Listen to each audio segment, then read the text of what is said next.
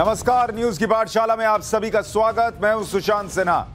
ये वो पाठशाला जहां सबकी क्लास लगती है। खबर का चैप्टर विस्तार से खुलता है ताकि आप उस खबर के मास्टर होकर निकलें। और न्यूज का इकलौता फैमिली शो है, क्योंकि खबर उस अंदाज में है कि आपको क्या आपके बच्चों को भी समझ में आएगी। तो बिना वक्त गवाए सबसे पहले अटेंडेंस और फिर आज की पाठशाला।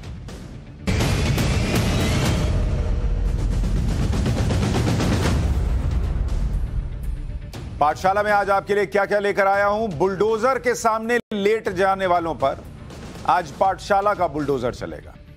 वो सबूत जो बताएंगे दंगे का इंटरनेशनल कनेक्शन क्या है। दंगाइयों के सपोर्ट सिस्टम की पहचान बताने वाला चैप्टर भी लेकर आया हूं। 48 महीने में 2.3 मिलियन कमाने वाली स्कीम क्या है। मोदी की अग्निपथ योजना पर आज हर डाउट क्लियर करूंगा। और शुरुआत कर रहा हूं पाठशाला की सबसे पहले दंगाइयों के सपोर्ट सिस्टम की पहचान बताने वाले चैप्टर के साथ।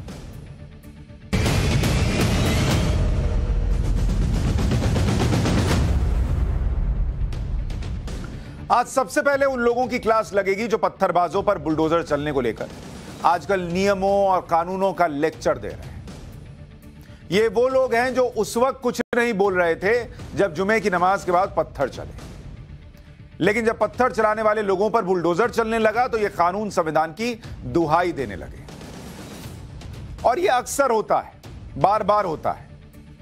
आज मैं आपको दिखाता हूं कि जिस व्यक्ति के घर पर प्रयागराज में बुलडोजर चला और ओवैसी से लेकर पूरे लोग परेशान हो गए कि कैसे बुलडोजर चल गया, मुसलमान था इसलिए चल गया, कानून नहीं है क्या, कोर्ट नहीं है क्या, देश में सरकार नहीं है क्या।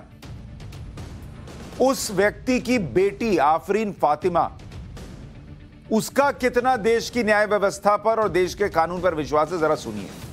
यह लड़की जो आपको दिख रही है, यह आफरीन फातिमा है, प्रयागराज हिंसा के मास्टरमाइंड जावेद अहमद की बेटी। आफरीन कहां की पढ़ी हुई है? जेएनयू की छात्रा है और सीए एनआरसी के खिलाफ प्रदर्शनों में एक्टिव रही। यूपी पुलिस को शक है कि हिंसा के लिए जो प्लानिंग रची गई उसमें फातिमा का भी हाथ था। जिस दिन जावेद अहमद के घर पर बुलडोजर चला उस दिन आफरीन फातिमा के नाम पर जेएनयू एएमयू में विरोध प्रदर्शन हुआ। ओवैसी और कई मौलाना ने आफरीन को चेहरा बनाकर बुलडोजर की कार्रवाई का विरोध किया। जमीयत उलमाए हिंद ने इस कार्रवाई के खिलाफ सुप्रीम कोर्ट का दरवाजा खटखटा दिया कि बुलडोजर कैसे चल गया। लेकिन दिलचस्प चीज यह है कि जिस फातिमा को सब पीड़ित समझ रहे हैं, जिस फातिमा के लिए सुप्रीम कोर्ट में इंसाफ की गुहार लगाई जा रही है, उस आफरीन फातिमा को तो देश के सुप्रीम कोर्ट पर कोई भरोसा ही नहीं है। उसे देश की सरकार और इसके सिस्टम पर कोई भरोसा नहीं है। फातिमा के लिए तो संसद हमले का दोषी अफजल गुरु निर्दोष है। और ऐसी लड़की और इसके परिवार और इसके घर के लिए लोग देश को कटघरे में खड़ा कर रहे हैं। सुनिए आफरीन फातिमा का पुराना बयान जो उसने सीए एनआरसी के खिलाफ प्रदर्शन के दौरान दिया था। आज हम जब उतरे हैं सीए एनआरसी की वजह से उतरे हैं, लेकिन सिर्फ उसके खिलाफ नहीं उतरे हैं। सीए एनआरसी के बाद हम रियलाइज करते हैं कि हमारा कोई भरोसा ही नहीं है किसी चीज पे। ना हम सरकार पे भरोसा कर सकते हैं, ना हम सुप्रीम कोर्ट पे भरोसा कर सकते हैं। ये वही सुप्रीम कोर्ट है जिसने इंडिया की कलेक्टिव को फांसी पे चढ़ाया था। ये वही सुप्रीम कोर्ट है जो आज पता चलता है कि अफजल गुरु का पार्लियामेंट अटैच में कोई हाथ नहीं था। ये वही सुप्रीम कोर्ट है जो कि पहले बोलती है कि बाबरी मस्जिद के नीचे कोई मंदिर नहीं था, ताला तोड़ना गलत था, मस्जिद गिराना गलत था, और फिर बोलती है कि यहाँ पे मंदिर बनेगा। तो हमको सुप्रीम कोर्ट से ना कोई उम्मीद है। सुप्रीम कोर्ट पर भरोसा नहीं, उम्मीद नहीं, सरकार पर कोई भरोसा नहीं। और यही वो लड़की है जो अपने सोशल मीडिया प्रोफाइल पर लिख रही है लिंचिस्तान, और इसके समर्थन में लोग उतर आए। ये तस्वीर देखिए, लिंचिस्तान, इंडिया नहीं लिख रही है, लिंचिस्तान लिख रही है, क्योंकि दंगे के मास्टरमाइंड बताए जा रहे इनके पिताजी, उनके घर को गिरा दिया गया, तो ये कहते हैं कि ये लिंचिस्तान हो गया। आफरीन फातिमा अपने बयानों से पूरे देश को मुस्लिम विरोधी बताने का माहौल बना रही थी। ट्विटर अकाउंट, वैसे तो ये हैंडल वेरीफाइड नहीं है, लेकिन दावा किया जा रहा है कि आफरीन का ही है, और इस ट्विटर हैंडल पर बायो में लोकेशन में इंडिया, भारत या हिंदुस्तान की जगह लिंचिस्तान लिखा है। 1,10,000 से ज्यादा इसके फॉलोअर भी हैं। प्रयागराज में हिंसा के मास्टरमाइंड जावेद मोहम्मद के घर पर बुलडोजर चला तो ओवैसी और मदनी जैसे लोग परेशान हो गए। लोग ये कहने लगे कि ये घर जावेद की पत्नी के नाम पर था, इसलिए बुलडोजर चलाना गलत है। लेकिन बुलडोजर चलाने का ये मैसेज उन लोगों के लिए है जो पत्थर चलाने से पहले ये नहीं सोचते कि पथराव में किसी की मौत भी हो सकती है। अगर पथराव में किसी की मौत हो जाती तो क्या वो अकेला मरता है? उसका परिवार तबाह होता है। आप पुलिस वाले पर पत्थर चलाते हैं, पेट्रोल बम फेंकते हैं, पुलिस वाला इंसान नहीं होता। उसके घर में उसका कोई इंतजार नहीं करता। वो मर जाए तो मर जाए, भेड़ बकरी और हवा में है क्या वो? या सरतन से जुदा जो लोग कह रहे हैं, मान लीजिए नुपुर शर्मा को कल को कोई मार दे, नुपुर शर्मा क्या अकेले मरेगी? उसके परिवार को जीते जी मार नहीं देंगे आप। तो जब मारने पर आते हैं तब परिवार नहीं सोचते, लेकिन जब कार्रवाई हो रही है उन लोगों पर जिन पर दंगे भड़काने का आरोप है, उन लोगों पर जिनको देश के सिस्टम पर भरोसा नहीं, कानून पर भरोसा नहीं, देश की सुप्रीम कोर्ट पर भरोसा नहीं, तो परिवार नजर आता है। बॉस, जब लोगों को यह समझ में आना बंद हो जाए कि वो पत्थर उठा रहे हैं तो कितना बड़ा अपराध कर रहे हैं, जब उन्हें देश की तबाही, दूसरों की तबाही, दूसरों की दिक्कतें समझ में आनी बंद हो जाती हैं, तो उन्हें समझाने का यही तरीका है। क्योंकि अगर आप जेल भेज देंगे तो उसको लगेगा ठीक है मैं जेल में हूं, खा रहा हूं, पी रहा हूं, मस्त हूं, क्या दिक्कत है। जब तक उसको यह समझ में नहीं आएगा कि ये जो पत्थर मेरे हाथ में है मैं चलाऊंगा तो मेरा पूरा परिवार भुगतेगा, तब तक उसका हाथ नहीं रुकेगा। ये बुलडोजर वही मैसेज दे रहा है कि अगली बार पत्थर उठाओ तो ये याद रहना चाहिए, दिमाग में तस्वीर घूमनी चाहिए कि मैं तो जेल जाऊंगा लेकिन मेरे परिवार का क्या होगा, क्योंकि दूसरों के परिवार का और देश का तो समझ में तुमको आ नहीं रहा है। बुलडोजर चलाने का मैसेज यही है कि पथराव और हिंसा करने वाले ये अच्छी तरह से समझ लें कि कोई उनका कुछ बिगाड़ नहीं सकता। इसलिए यह मैसेज देना जरूरी है कि राजनीतिक वजहों से जो लोगों को भड़का रहे हैं उन्हें समझ जाना चाहिए कि उनके साथ उनके परिवार को भी भुगतना पड़ेगा। प्रयागराज हिंसा के मुख्य आरोपी जावेद पंप का घर तोड़ा गया तो कैसे ओवैसी को तकलीफ हुई, जरा वो भी सुनिए। प्रयागराज में लोगों ने प्रोटेस्ट किया तो आपने आफरीन फातिमा के घर को तोड़ दिया, पूरे घर को तोड़ दिया। क्या कहा उत्तर प्रदेश की सरकार ने कि इसका बाप और यह जिम्मेदार है? क्या कोर्ट किस लिए है फिर बताओ आप? अदालत किस लिए है? जज किस लिए है? पुलिस किस लिए है?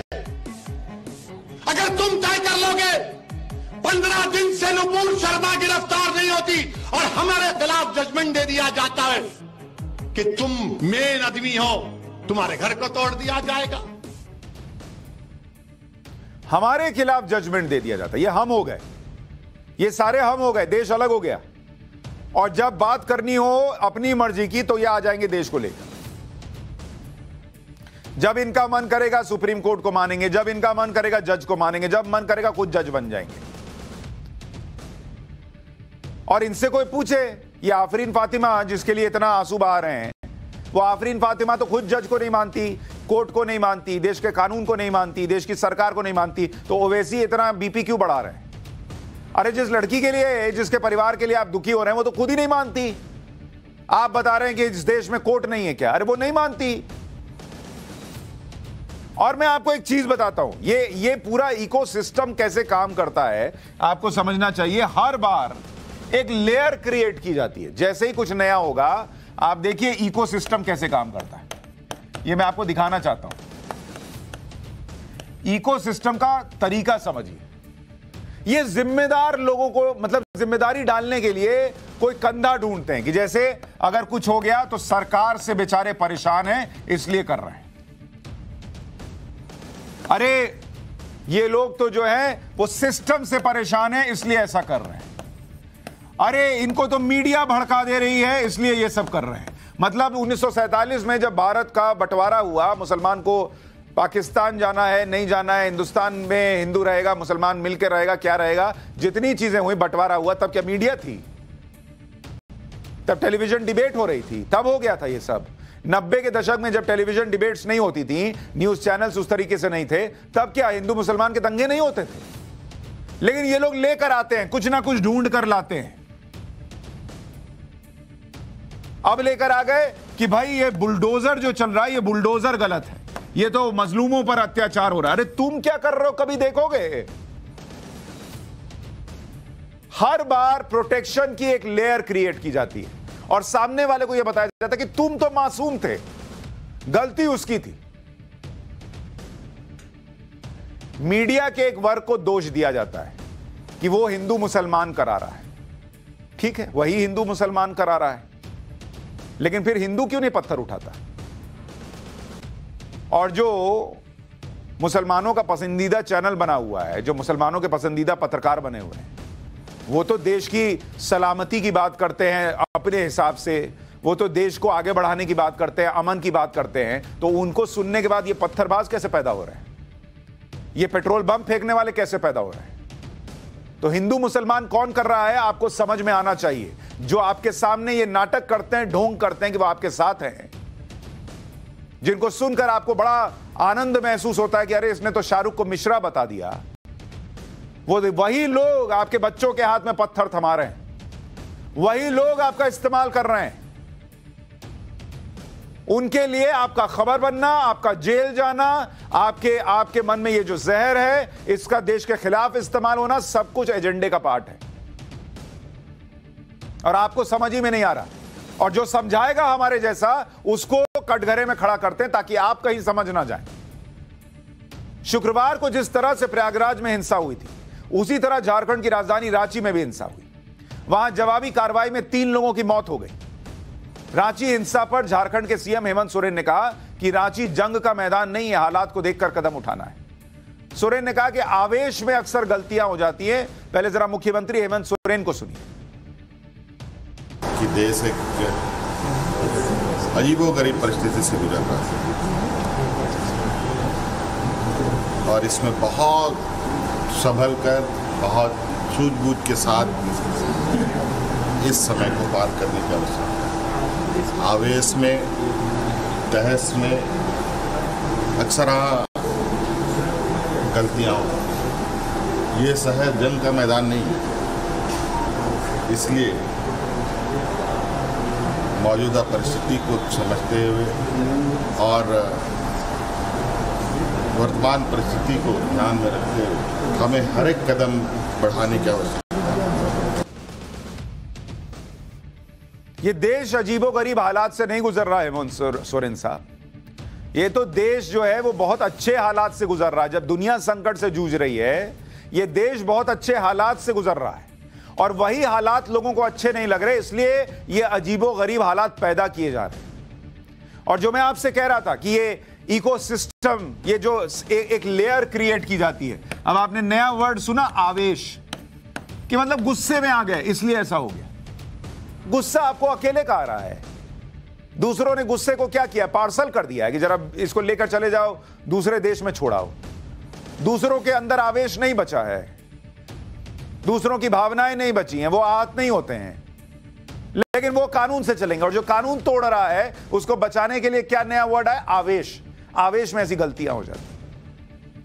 हेमंत सोरेन के इस बयान पर जब पत्रकारों ने उनसे यह पूछा कि आवेश का मतलब क्या है, तो उन्होंने पत्रकार को ही कह दिया कि जाइए पत्रकारिता पढ़कर आइए। सुनिए। आपने कहा आवेश में गलतियां हो जाती है, जिसका मतलब नहीं समझ में आया आपको? नहीं सर, तो आप छोड़ दिया पत्रकारिता। आपने कहा आवेश में गलतियां हो जाती है, जिसका मतलब नहीं समझ में आया आपको? नहीं सर, तो आप छोड़ दिया पत्रकारिता। कोई पत्रकारिता छोड़ दे, लेकिन ये लोग जो कर रहे हैं वो नहीं छोड़ेंगे। भारत में जो माहौल बनाया जा रहा है, हम इसे भारत के खिलाफ सोची समझी साजिश क्यों कह रहे हैं। लगातार हम आपको समझा रहे थे। जब माहौल बन रहा था, 9 दिन बाद अरब देश जागे, विरोध करने लग गए, कानपुर में हुआ, उसके बाद अलग अलग जगहों पे होने लगा। हम आपको लगातार समझा रहे थे कि बॉस ये प्लान्ड तरीके से हो रहा है। और आज देखिए, कनेक्टिंग डॉट्स जिसको कहते हैं, एक एक चीज जुड़ती चली जा रही है। अगर ये सोची समझी साजिश ना होती तो विवादित बयान के 9 दिन बाद अरब देश क्यों बयान देते? सोची समझी साजिश ना होती तो बयान वापस लेने और एफआईआर होने के बाद भी लगातार 2 हफ्ते से हिंसा रुक क्यों नहीं रही होती? पहले कानपुर, फिर प्रयागराज और रांची जैसी जगहों पर हिंसा हुई। अगर ऐसा नहीं होता तो विवादित बयान के तकरीबन 17 दिन बाद जम्मू कश्मीर के सोपोर में महिलाएं सर तन से जुदा करने का नारा नहीं लगाती। सुनिए, 17 दिन बाद ये जाग रही हैं कि सरतन से जुदा होगा। सुनिए,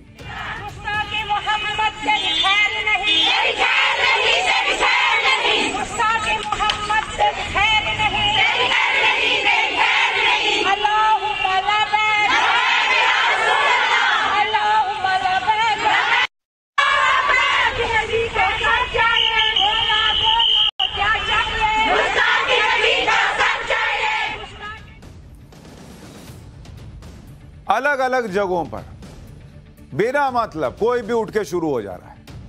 इसी तरह से श्रीनगर में स्कूल कॉलेज में पढ़ने वाली लड़कियों ने विवादित बयान के खिलाफ प्रदर्शन किया। प्रदर्शनकारी लड़कियों ने भी नारा लगाया कि कश्मीर में चलेगा निजाम मुस्तफा और गुस्ताखे रसूल की एक ही सजा, सरतन से जुदा। अब इन लड़कियों को सुनिए।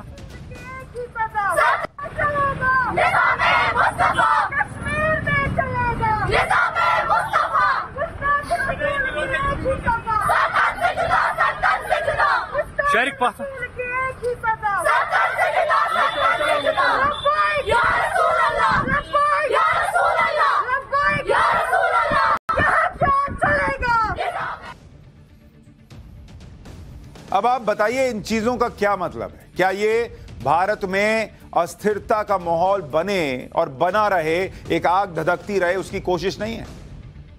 भारत के खिलाफ ये पूरा इंटरनेशनल एजेंडा चल रहा है। विवादित बयान पर भारत के खिलाफ कई मुस्लिम देशों ने बोला। इसी में पाकिस्तान ने भी मौका देख लिया। अब चीन भी लेक्चर देने चला है, जिस चीन के बारे में मुस्लिम देशों का मुंह नहीं खुलता जब वो अपने देश में 18 लाख उइगर मुसलमानों पर भयानक अत्याचार करता है। चीन के विदेश मंत्रालय ने कहा कि सभी को एक दूसरे के धर्मों का सम्मान करना चाहिए। इस विवाद को ठीक ढंग से सुलझा लिया जाएगा। चीन ने यह भी कहा कि उसका मानना है कि विभिन्न सभ्यताओं, अलग अलग धर्मों को एक दूसरे का सम्मान करना चाहिए और समान रूप से एक साथ रहना चाहिए। यह चीन की एंट्री हो गई, जो अपने यहां उइगर मुसलमानों को जानवर से भी बुरे तरीके से रखता है। वो भारत को समझाने आया कि भाई आप जो है वो ऐसा ना कीजिए। समझाने नहीं आया, वो आग लगाने आया। हमने आपको पाठशाला में दिखाया था ना, पूरा चैप्टर उइगर मुसलमानों पर दिखाया था कि चीन क्या करता है। दाढ़ी रखने पर डिटेंशन कैंप में डाल देता है, सिर मुड़ देता है। बोल तो रहा हूं, जानवर से बुरा बर्ताव करता है। और ये एंट्री क्यों ले रहा है? क्योंकि आग लगाओ, कहीं ये ठंडा ना पड़ जाए। भारत के खिलाफ आग लगाओ। भारत की अर्थव्यवस्था तेजी से बढ़ गई तो हम कहां जाएंगे? चीन हमें लेक्चर दे रहा है, लेकिन पाकिस्तान पहले दिन से इस पूरे खेल में शामिल है। इसके सबूत दिखाता हूं आपको। पाकिस्तान के एक पत्रकार हैं असद खारल, खुद को खोजी पत्रकार कहते हैं। भारत में जैसे ही विवादित बयान पर प्रतिक्रिया शुरू हुई, इन्होंने सोशल मीडिया पर भारत के खिलाफ प्रोपेगेंडा वीडियो पोस्ट करना शुरू किया। कई पुराने वीडियो शेयर कर दिए। हमने जांच की तो ये वीडियोस फेक निकले। इन्होंने एक वीडियो ट्वीट किया जिसमें यह दिखाया कि कुछ लोग मिलकर एक मुस्लिम की पिटाई कर रहे हैं। अपने पोस्ट में इन्होंने लिखा कि हिंदू आतंकवादियों का एक और अमानवीय काम। इसी पोस्ट में इन्होंने दुनिया के मानवाधिकार संगठनों से इस पर ध्यान देने के लिए कहा। असद खारल के इस ट्वीट को 3000 से ज्यादा बार रीट्वीट किया गया। रीट्वीट का लोकेशन कुवैत और अरब देशों में था, जबकि सच्चाई यह है कि यह वीडियो बहुत पुराना है और मध्य प्रदेश का है। इस वीडियो में बच्चा चोरी के आरोप में एक आरोपी को पीटा गया था और उसका नाम गणेश था। वो मुसलमान था भी नहीं, और उसको इन लोगों ने डाल दिया कि देखो मुसलमान को हिंदू पीट रहे हैं। Digital forensics and research and analytics centre यानी DFRAC ने अपनी रिपोर्ट में खुलासा किया है कि सोशल मीडिया पर भारत के खिलाफ साजिश में पाकिस्तान के अलावा Saudi Arabia, Kuwait, Bahrain, UAE, Turkey, Egypt और अमेरिका के सोशल मीडिया अकाउंट शामिल थे। DFRAC की रिपोर्ट के मुताबिक भारत के खिलाफ, अगर आप देखेंगे जो ये रिपोर्ट कहती है, DFRAC की रिपोर्ट, और ये रिपोर्ट कह रही है कि भारत के खिलाफ ये जो सोशल मीडिया पे चल रहा है, ये सोच समझ के चल रहा है। 60,000 से ज्यादा अकाउंट इन्होंने क्या फैलाया? फेक न्यूज फैलाया भारत के खिलाफ। अभी आपको दिखाया ना, कैसे पुरानी तस्वीर निकाल कर डाल दी, गणेश को पीटा गया बच्चा चोरी के आरोप में और उसको मुसलमान बता दिया कि देखो मुसलमान को मार रहे। इस तरीके से 60,000 अकाउंट उन्होंने फेक न्यूज फैलाए। अब आपको समझ में आ रहा है कि कैसे यह प्रोपेगेंडा का हिस्सा है, यह आग धधकती रहे। अकेले पाकिस्तान के, अगर आप सिर्फ देखेंगे पाकिस्तान की बात करूं, 7100 से ज्यादा अकाउंट वो लगे हुए थे इंडिया के खिलाफ प्रोपेगेंडा फैलाने में। सऊदी अरब यहां पर 3000 से ज्यादा अकाउंट थे, 3000 अकाउंट जो फेक न्यूज फैला रहे थे कि देखो भारत में क्या हो रहा है मुसलमानों के साथ। इजिप्ट का देखिए, इजिप्ट में 1400 अकाउंट, कुवैत में और अमेरिका में, कुवैत और यूएस दोनों जगह हजार अकाउंट। ये पूरा इंटरनेशनल फंडिंग और इंटरनेशनल मामला है भारत को डिस्टेबलाइज करने का, जो हम डे वन से कह रहे थे कि नरेंद्र मोदी किसी के आगे नहीं झुके हैं, प्रधानमंत्री नरेंद्र मोदी, बल्कि वो ये समझ रहे हैं कि भारत में गृह युद्ध हो जाए, भारत में हिंदू मुसलमान हो जाए, इसके लिए सब चल रहा है। और मैं आपको दिखा रहा हूं सबूतों के साथ, एक एक चीज बता रहा हूं, जो जो बोला है वही हो रहा है, और चीजें अब सामने आ रही कि कैसे विदेशों से लोगों को भड़काया गया फेक न्यूज के जरिए।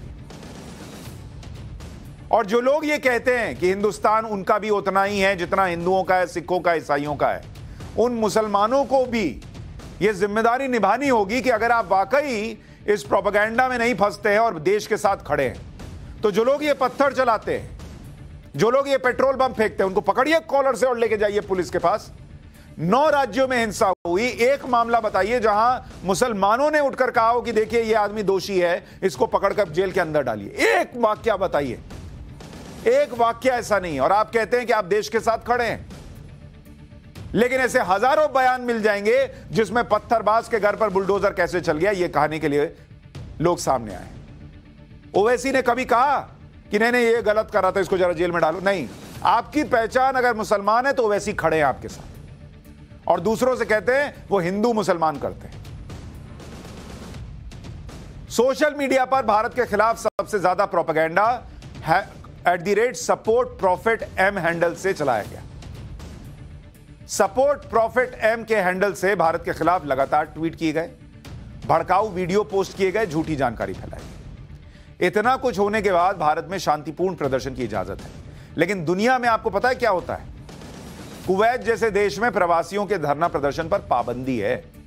अभी दिखाया था ना आपको वीडियो उठाकर, जितने लोग कर रहे थे प्रदर्शन, बोला वापस जाओ। इजिप्ट में पुलिस की मंजूरी के बिना प्रदर्शन कर ही नहीं सकते, पूजा स्थलों पर तो विरोध प्रदर्शन बैन है। सऊदी अरब में मस्जिदों के बाहरी हिस्से में लाउडस्पीकर पर पाबंदी है, यहां लाउडस्पीकर पे लोग इतनी छाती पीटते हैं। सऊदी अरब में मस्जिद के बाहर लाउडस्पीकर नहीं चलेगा, आवाज बाहर आने पर जुर्माना है। दुबई में सड़क पर गाड़ी रोककर नमाज करने वालों के 1000 दिरहम का जुर्माना है। यहां सड़क छेक कर नमाज आप पढ़ लेते हैं और उसके बाद भी हिंदुस्तान में दिक्कत लगती है। दुबई जाइए जरा एक बार, सड़क पर अकेले बैठ के पढ़ लीजिए, 1000 दिरहम लग जाएगा। फ्रांस में सड़कों पर पूजा, नमाज और प्रार्थना पर पाबंदी है। अरे वो सब छोड़िए, बहुत सिंगापुर में तो च्युइंगम खाने पर पाबंदी है। च्युइंगम खाइएगा तो इतना तगड़ा फाइन लगता है कि जीवन भर च्युइंगम का नाम सुनिएगा या सपने में च्युइंगम दिख जाएगा तो डर के उठ के बैठ जाइएगा। यह देशों में, दुनिया में चलता है, और हिंदुस्तान में हम सर तन से जुदा गाते रहेंगे, लेकिन तुम कुछ करना मत। हम हर्ट हो गए, इधर हमको चोट लग गया इसलिए हम किसी का गर्दन काट सकते। अरे तमाशा चल रहा है, हम पत्थर चलाएंगे, हम पेट्रोल बम चलाएंगे, हम कुछ भी कर देंगे, ये हमारा अधिकार है, ये लोकतंत्र है। लोकतंत्र ना हुआ, मजाक बना दिया। एक तरफ वो लोग हैं जो भारत को डिस्टेबलाइज करने की कोशिश कर रहे हैं, देश में माहौल बिगाड़ रहे हैं, पत्थरबाजी कर रहे हैं और हिंसा फैला रहे हैं, और इसी में देश की रफ्तार रोकने की साजिश कर रहे हैं। दूसरी तरफ प्रधानमंत्री नरेंद्र मोदी हैं जो ग्लोबल चैलेंज के बीच देश की रफ्तार को बढ़ाने में जुटे हैं। आज प्रधानमंत्री मोदी ने 10 लाख सरकारी नौकरी देने का बड़ा ऐलान किया। आने वाले 1.5 साल में मोदी सरकार के अलग अलग विभागों में 10 लाख पदों को भरा जाएगा। प्रधानमंत्री मोदी ने सभी विभागों और मंत्रालयों के ह्यूमन रिसोर्सेज की समीक्षा के बाद यह फैसला लिया। रोजगार बढ़ाने के इस फैसले के साथ ही आज सेना ने क्रांतिकारी अग्निपथ स्कीम को लॉन्च कर दिया,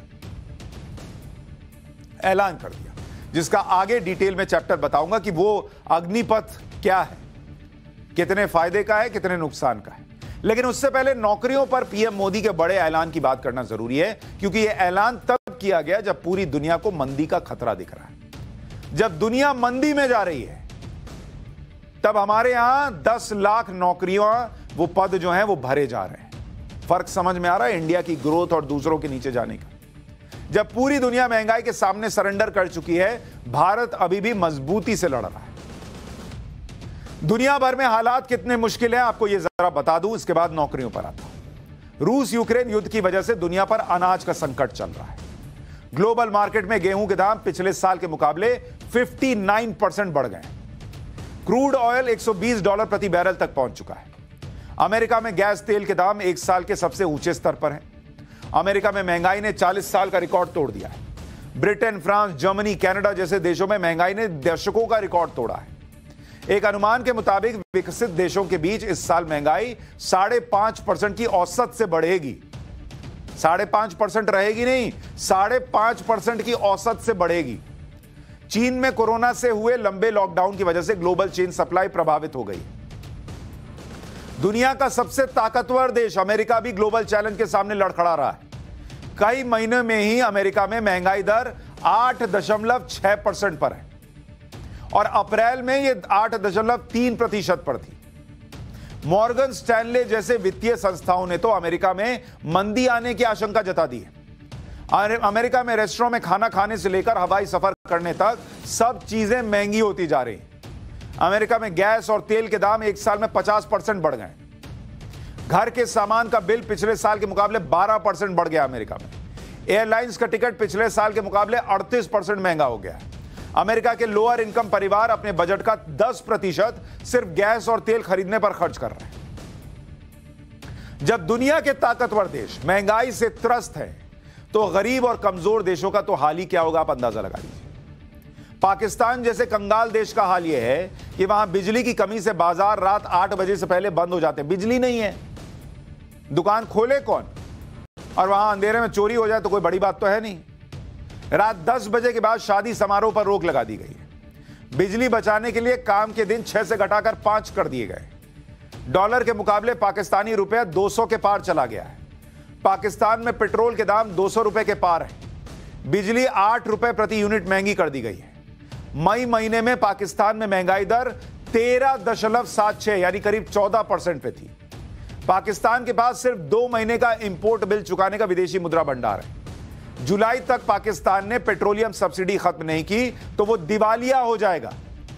विदेशी मुद्रा भंडार न होने की वजह से पाकिस्तान ने 38 लग्जरी आइटम के इंपोर्ट पर बैन लगा रखा है। पाकिस्तान की हालत यह है कि वहां के मंत्री लोगों से कम चाय पीने की अपील कर रहे हैं। जरा सुनिए। मैं ये भी कौम से अपील करूंगा कि हम चाय की एक एक प्याली 2-2 प्यालियां कम कर दें, क्योंकि जो चाय हम इंपोर्ट करते हैं वो भी हम उधार लेकर इंपोर्ट करते हैं। बगल में देश का हाल यह है कि चाय पीने से रोक रहे हैं क्योंकि चाय भी इंपोर्ट करते हैं और वो भी उधार लेकर करते हैं। और ऐसे में इंडिया कितनी मजबूती से, दुनिया तबाह है और इंडिया खड़ा है, और यही बात लोगों को पसंद नहीं आ रही। इसलिए यहां मुसलमानों को जबरदस्ती भड़काओ और हिंदू मुसलमान कराओ, ये कोशिश हो रही है। समझिए, ये सारी चीजें मैच होती हैं, एक दूसरे से कनेक्ट होती हैं, तब समझ में आता है कि कैसे दुनिया आपके खिलाफ साजिश कर रही है। श्रीलंका की हालत तो सबको पता है। श्रीलंका में सोमवार को फैसला किया गया कि अब से हफ्ते में 4 दिन काम होगा। सरकारी कर्मचारियों को अगले 3 महीने तक हर शुक्रवार को छुट्टी दी जाएगी। इस छुट्टी के दौरान वो खेती करेंगे और देश के अनाज संकट को दूर करने में जुटेंगे। श्रीलंका के 2 करोड़ 20 लाख लोगों में करीब 10% लोगों के सामने खाने का संकट है। पिछले हफ्ते यूएन ने कहा था कि आने वाले दिनों में श्रीलंका में मानवीय संकट गहरा सकता है। वहां हर 5 में से 4 लोगों को दोनों वक्त की रोटी नहीं मिल रही है। यह दुनिया का हाल है और दुनिया भर में ऐसे संकट के बीच भारत ही एकलौता देश है जिसने महंगाई के सामने सरेंडर नहीं किया है, जिसने जनता को राहत देकर महंगाई के खिलाफ युद्ध छेड़ रखा है। कल महंगाई दर के आंकड़े आए थे, इसमें सरकार के कदमों का असर दिखने लगा है। मई में अगर आप देखेंगे दुनिया की महंगाई आपको बता दी, अमेरिका में 8% के ऊपर है और भारत में और पाकिस्तान का आपको क्या बताया 14%। श्रीलंका तो पूछिए मत। भारत में अप्रैल में महंगाई कितनी थी आपको पता है? महंगाई दर इतना होने के बाद भी 7.79% पे थी। लेकिन कल जो आंकड़े आए मई के महीने के, उसमें महंगाई दर भारत में घट गई 7% पर आ गई है सीधे। तो सरकार जो महंगाई के खिलाफ युद्ध स्तर पर काम कर रही है, उसका असर दिखने लगा है। और मैंने आपको पूरा महंगाई पर चैप्टर बताया था। दुनिया भर में मंदी का खतरा है, लेकिन भारत ऐसी अच्छी स्थिति में है जहां पीएम मोदी कह रहे हैं कि 1.5 साल में 10 लाख नौकरियां देंगे। 10 लाख नौकरी, सरकारी नौकरी। इसका मतलब आप समझते हैं?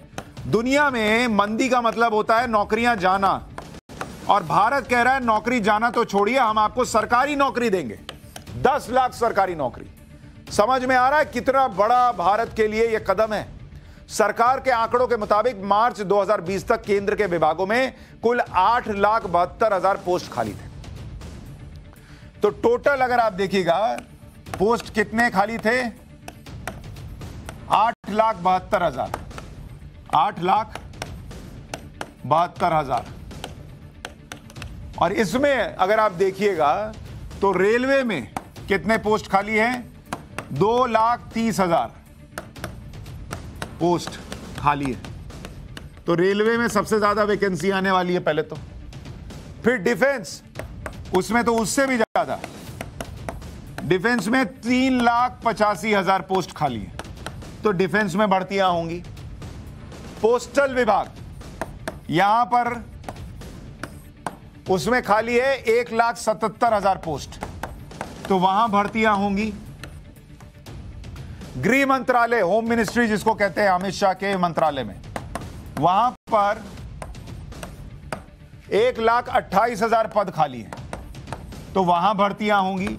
ये सारे खाली पद जो हैं वो भर दिए जाएंगे अगले 1.5 साल में।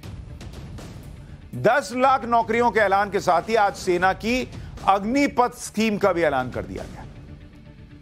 पाठशाला में अब अग्निपथ का चैप्टर।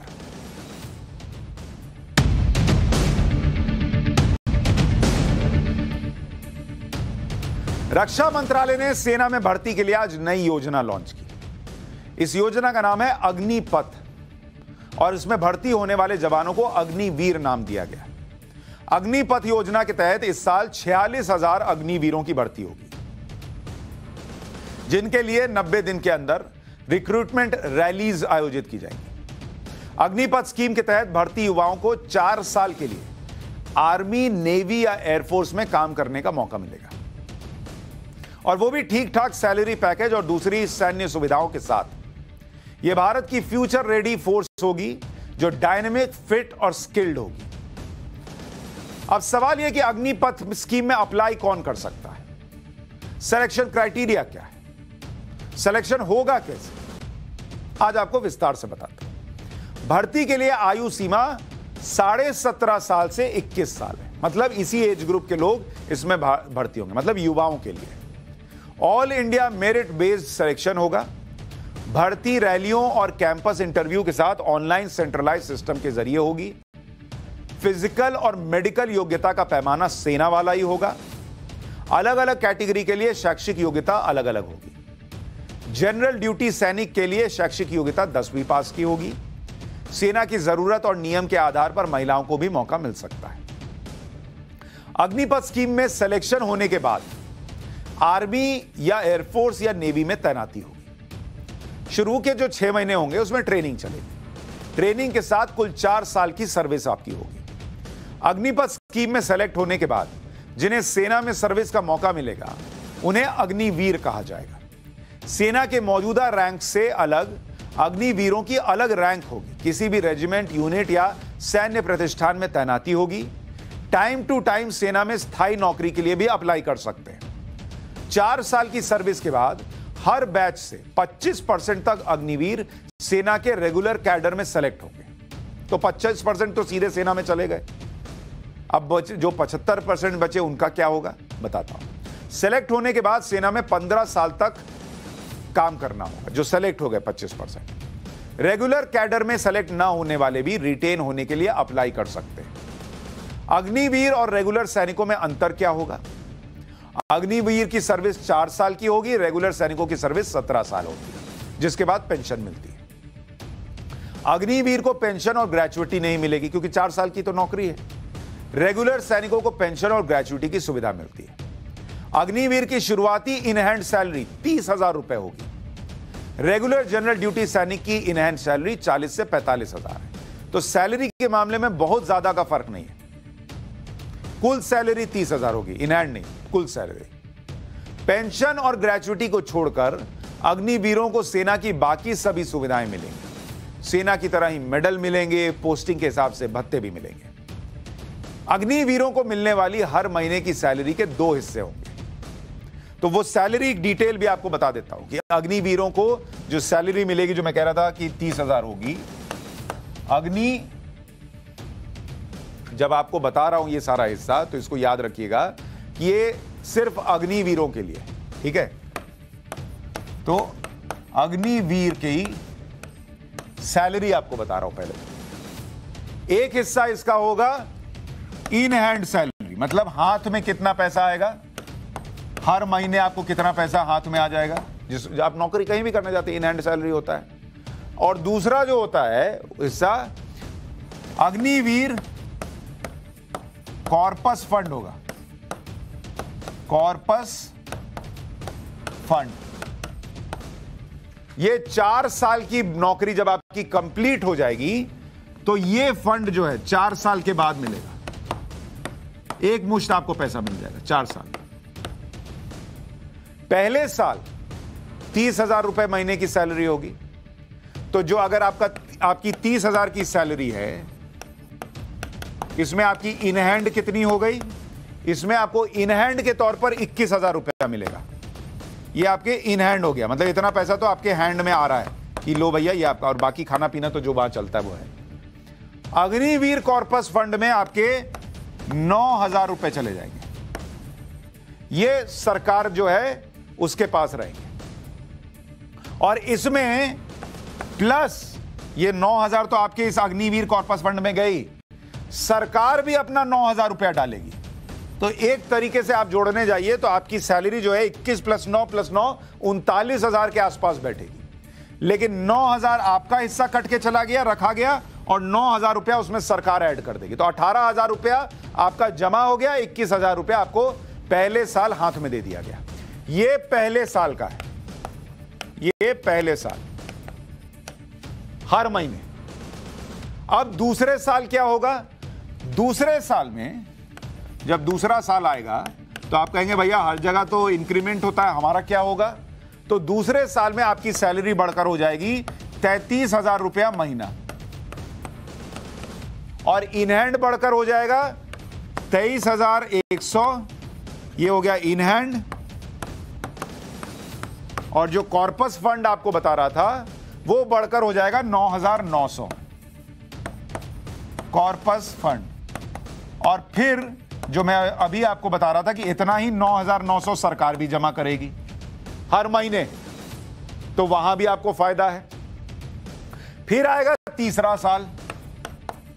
फिर तीसरे साल क्या होगा भाई, तो तीसरे साल आपकी बढ़कर सैलरी हो जाएगी महीने की 36,500 रुपया महीना। सैलरी देख रहे हैं, 30,000 से शुरू किए थे, तीसरे साल में 36,000 रुपए हो गए। इन हैंड आपका कितना हो जाएगा, 25,580 रुपया इन हैंड हो गया। और जो कॉर्पस फंड बता रहा था वो बढ़कर हो जाएगा 10,950 रुपया, और इतना ही सरकार देगी 10,950 रुपया। चौथा साल आ गया, अब ये आपका आखिरी साल है, जिसके बाद अगर आपको रिटेन किया गया तब तो आप परमानेंट हो गए, मतलब उधर चले जाएंगे। 15 साल और 15 साल नौकरी होगी, 17 साल। और इन हैंड सैलरी चौथे साल में अगर आपको निकलना भी पड़ गया तो इन हैंड सैलरी हो गई 28,000। और कुल सैलरी कितनी हो गई चौथे साल में, कुल सैलरी हो गई चौथे साल में 40,000 रुपए, 40,000 रुपया महीना। तो 30,000 से शुरू किए, 40,000 पे पहुंच गए। इन हैंड सैलरी 28,000, और जो कॉर्पस फंड आपको बता रहा था वो कॉर्पस फंड हो जाएगा 12,000 रुपया, और इतना ही सरकार देगी 12,000 रुपया। तो कुल मिलाकर 4 साल का अगर देखिएगा, 4 साल में कितनी सैलरी मिलेगी अग्निवीरों को। इन हैंड में यानी हाथ में जो आपके सैलरी आएगी 4 साल में, वो आएगी 11,72,000 रुपए। 11.72। और जो कॉर्पस फंड था आपका, जिसमें आपका पैसा भी जा रहा है और सरकार भी जमा कर रही है, वो कॉर्पस फंड आपका कितना हो जाएगा? 11,71,000 रुपए। तो आप 4 साल काम करेंगे तो कुल मिलाकर 23.5 लाख रुपए की आपकी कमाई हो जाएगी 4 साल में। यह आपको 4 साल में सेना में काम करने का मौका मिलेगा। 23.5 लाख रुपए की सैलरी मिलेगी। एक तरीके से आत्मसम्मान जो होता है, देश के लिए कुछ करने का मौका मिलने के बाद जो आत्मसम्मान बढ़ता है वो मिलेगा। सेना का डिसिप्लिन आपके अंदर आएगा। सोचिए, अगर एक बड़ा वर्ग युवाओं का सेना के अंदर से होकर एक बार निकल गया, तो ये जो युवाओं के हाथ में पत्थर थमाना और ये थमाना और वो थमाना चल रहा है, वो सब लगभग बंद हो जाएगा। क्योंकि यहां देश इतना भर दिया जाएगा सेना के अंदर कि उसके बाद दूसरों के ब्रेन वॉश करने की जगह नहीं बचती। अच्छा, बहुत सारे लोग ये कह रहे हैं कि 4 साल की सेवा के बाद इन युवाओं का क्या होगा? 4 साल के बाद इनके पास क्या होगा? भाई, 4 साल के बाद पहले तो 23.5 लाख रुपए इनके पास है। 17 साल से 21 साल की उम्र में कौन लड़का 23.5 लाख रुपए कमा रहा है? वो बहुत सारे लोग नहीं कमा रहे हैं। अच्छा, 4 साल में 12वीं की पढ़ाई भी होगी। ऐसा नहीं कि पढ़ाई रुक जाएगी, 12वीं की पढ़ाई भी कराई जाएगी। 4 साल का वर्क एक्सपीरियंस होगा। इनका सीवी सबसे अलग हो जाएगा। सेना में स्किल सर्टिफिकेट मिलेगा। भविष्य की नौकरी के लिए ट्रेंड होंगे। मुश्किल हालात का सामना करने के लिए फिट होंगे। सेना से सीखा हुआ अनुशासन होगा। करियर की शुरुआत में ही मैच्योर होंगे। 4 साल की सर्विस के बाद भी भविष्य की तैयारी के लिए पर्याप्त मौका और समय मिलेगा। देश के लिए सेवा करने का जज्बा होगा। रक्षा मंत्री राजनाथ सिंह ने भी कहा कि सेना में सर्विस के 4 साल बाद अग्निवीरों के लिए विकल्पों की कोई कमी नहीं होगी। आगामी 1, 2, 3 दिन के अंदर ही ये देखने को मिलेगा कि बहुत सारे मंत्रालयों के द्वारा और कुछ राज्य सरकारों के द्वारा भी ये उन्होंने अपनी सहमति व्यक्त की है। इसलिए मैं यह बात कह रहा हूं कि अग्निवीर से जो एग्जिट लेंगे 4 साल के बाद, तो इन राज्यों में अथवा मंत्रालयों में, जो चाहे पब्लिक सेक्टर अंडरटेकिंग्स होंगी, इंडस्ट्रीज होंगी, बहुत सारे ऐसे कारपोरेशंस होंगे, तो जॉब अपॉर्चुनिटीज जो हैं उनमें इनको प्रायोरिटी देंगे। वो यह सबने इच्छा व्यक्त की है जो मेरी जानकारी में, और आगामी 1, 2, 3 दिन के अंदर उसके परिणाम भी आप सबके सामने आ जाएंगे। यानी रक्षा मंत्री कह रहे हैं कि 4 साल की नौकरी के बाद जब नौकरी ढूंढने जाइएगा तो आपको प्रायोरिटी भी मिलेगी, क्योंकि वहां कंपनियों को भी पता है कि सेना के साथ 4 साल रहकर अगर कोई आ रहा है तो अपने आप में वो कितना मैच्योर, डेवलप्ड, देश के प्रति निष्ठावान और समझदार होगा। 4 साल की सर्विस के दौरान अग्निवीर को 48 लाख रुपए का लाइफ इंश्योरेंस भी मिलेगा। सर्विस के दौरान शहादत पर परिवार को 44 लाख रुपए भी मिलेंगे। सेवा पूरी न होने पर शहादत के बाद भी 4 साल का पूरा भुगतान होगा। ड्यूटी के दौरान फिजिकल डिसेबिलिटी हो जाए तो मुआवजा मिलेगा। 100% डिसेबिलिटी पर 44 लाख रुपए मिलेंगे। 75% की डिसेबिलिटी हो जाए तो 25 लाख मिलेंगे और 50% की डिसेबिलिटी हो जाए तो 15 लाख रुपए मिलेंगे। अग्निपथ स्कीम में सेना का क्या फायदा होगा? युवाओं के आने से सेना की औसत उम्र कम होगी। सेना की औसत उम्र 4 से 5 साल कम हो जाएगी। सेना का पेंशन खर्च भी बचेगा। पेंशन खर्च पर बचा पैसा सेना के आधुनिकीकरण में लगाया जा सकता है। सेना से हर साल, अगर आप देखेंगे भारतीय सेना को, तो भारतीय सेना में अगर आप देखेंगे हर साल जो है वहां पर करीब 60,000 जवान या अधिकारी जो हैं वो रिटायर होते हैं। इतने सारे लोग हर साल।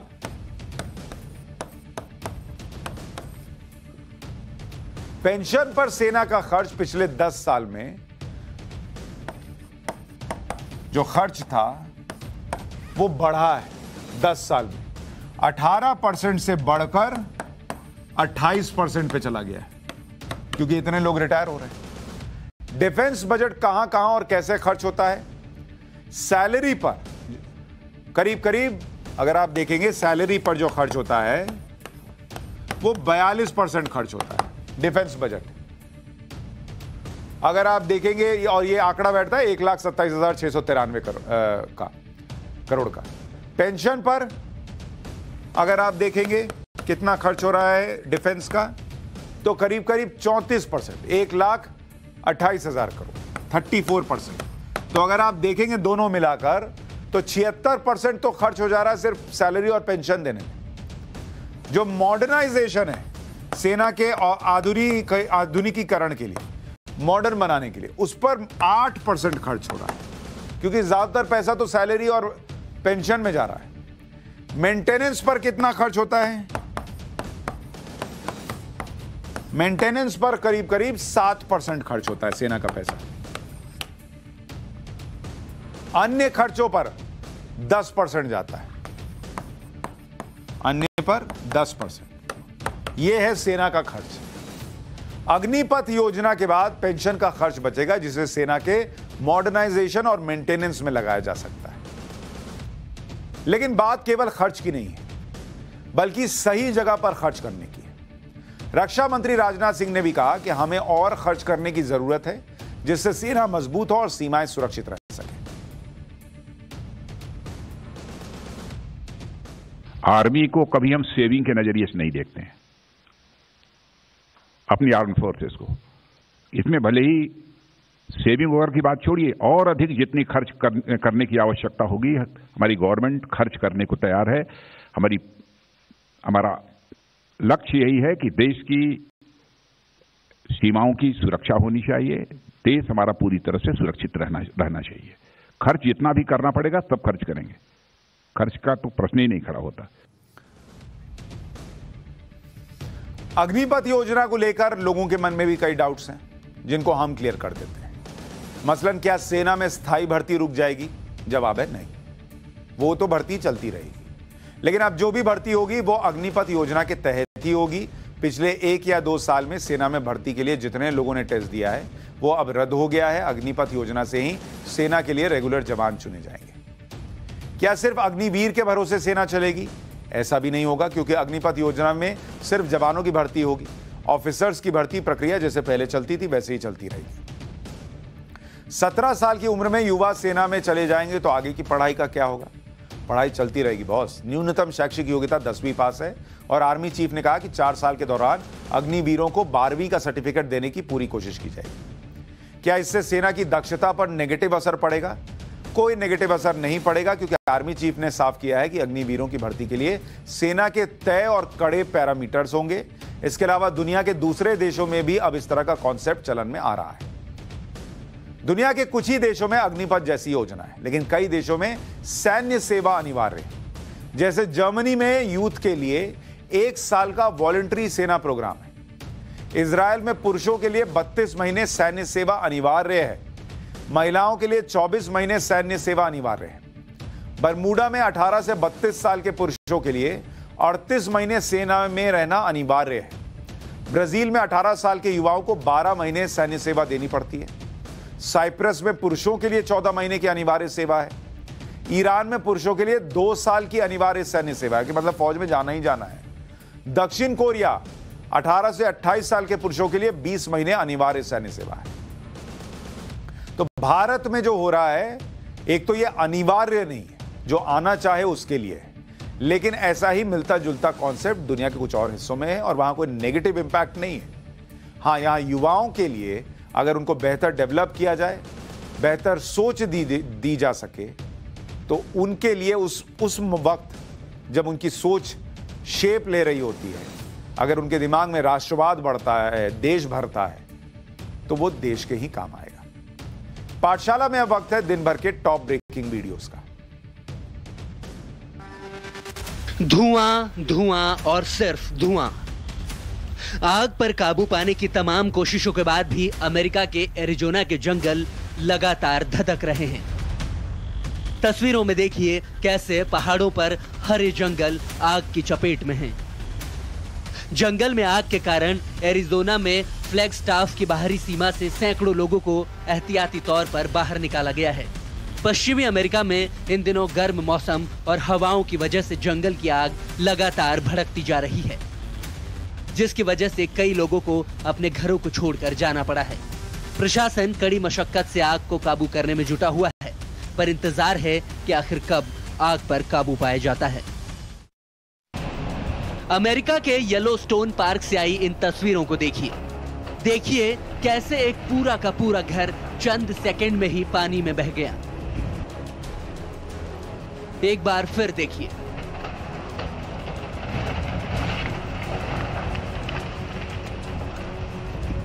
देखिए कैसे पानी के बहाव की वजह से इस घर के नीचे की आधी जमीन बह गई। यह घर आधा हवा में लटक रहा है और नीचे तेज रफ्तार नदी बह रही है। फिर कुछ ही सेकंड के बाद यह पूरा का पूरा घर नदी में समा जाता है और नदी के बहाव के साथ बहता चला जाता है। अमेरिका के येलोस्टोन इलाके में कुछ वक्त से लगातार बारिश हो रही है। इलाके में बिजली सप्लाई भी ठप पड़ी है और कई इलाकों को खाली करा दिया गया है। यात्री सीजन होने की वजह से दूर दूर से सैलानी यहाँ घूमने आते हैं, लेकिन खतरे को देखते हुए अब सभी एंट्री पॉइंट को बंद कर दिया गया है।